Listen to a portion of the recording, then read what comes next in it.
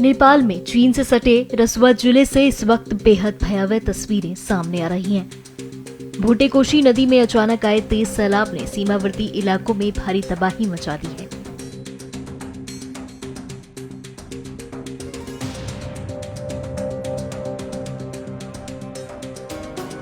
बुधवार सुबह करीब 9 बजे स्थानीय समय पर आई इस फ्लैश फ्लड ने नदी किनारे बसे इलाकों, सड़कों और कई अहम बुनियादी ढांचों को अपनी चपेट में ले लिया।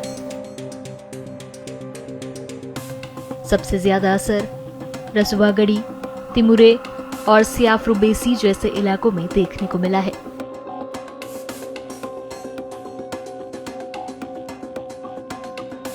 अचानक बढ़े पानी ने कई जगहों पर घरों, वाहनों और पुलों को नुकसान पहुंचाया है। फ्लड का असर रसुआ के अलावा नुवाकोट और धादिंग तक भी पहुंचा है, जबकि कई निचले इलाकों में हाई अलर्ट जारी किया गया है। इस आपदा में लोगों के लापता होने की खबरों ने चिंता और बढ़ा दी है। नेपाल टूरिज्म बोर्ड के शुरुआती रिकॉर्ड के मुताबिक 105 भारतीय नागरिक लापता बताए गए हैं। हालांकि ये शुरुआती सूची है और लापता लोगों की संख्या तथा हालात की तस्वीर रेस्क्यू ऑपरेशन आगे बढ़ने के साथ साफ हो रही है।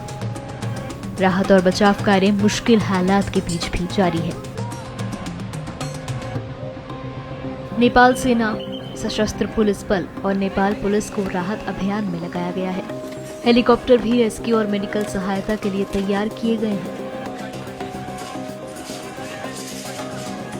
नेपाल के प्रधानमंत्री बालेन्द्र शाह ने स्थिति को देखते हुए आपात बैठक बुलाई और प्रभावित जिलों के अधिकारियों को निचले इलाकों में रहने वाले लोगों को सुरक्षित स्थानों पर पहुंचाने के निर्देश दिए।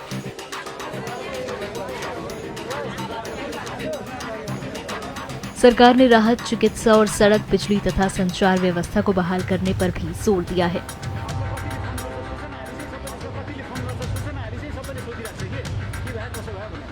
इस बीच भारत में भी इस आपदा को लेकर चिंता बढ़ी है। प्रधानमंत्री नरेंद्र मोदी ने नेपाल के प्रधानमंत्री बालेन्द्र शाह से बात कर संवेदना जताई और हर संभव सहयोग का भरोसा दिलाया।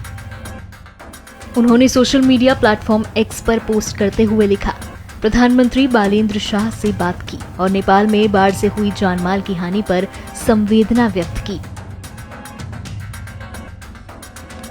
इस मुश्किल समय में भारत के लोग नेपाल में अपने भाई बहनों के साथ एकजुटता से खड़े हैं।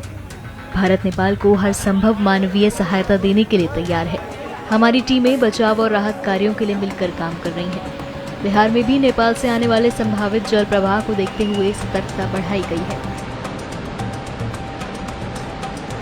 गृह मंत्री अमित शाह ने बिहार के मुख्यमंत्री सम्राट चौधरी से बात कर स्थिति की जानकारी ली और आवश्यक सहायता का भरोसा दिलाया। नेपाल के रसुआ, नुवाकोट, धादिंग, गोरखा और चितवन के नदी किनारे रहने वाले लोगों से लगातार सतर्क रहने और सुरक्षित स्थानों पर जाने की अपील की जा रही है। फिलहाल सबसे बड़ी चुनौती है लापता लोगों का पता लगाना, फंसे हुए लोगों तक पहुंचना और क्षतिग्रस्त इलाकों में राहत पहुंचाना। भोटेकोशी नदी का ये अचानक आया सैलाब सिर्फ नेपाल के लिए ही नहीं, बल्कि सीमा के दोनों ओर बसे इलाकों के लिए एक बड़ी चेतावनी बनकर सामने आया है।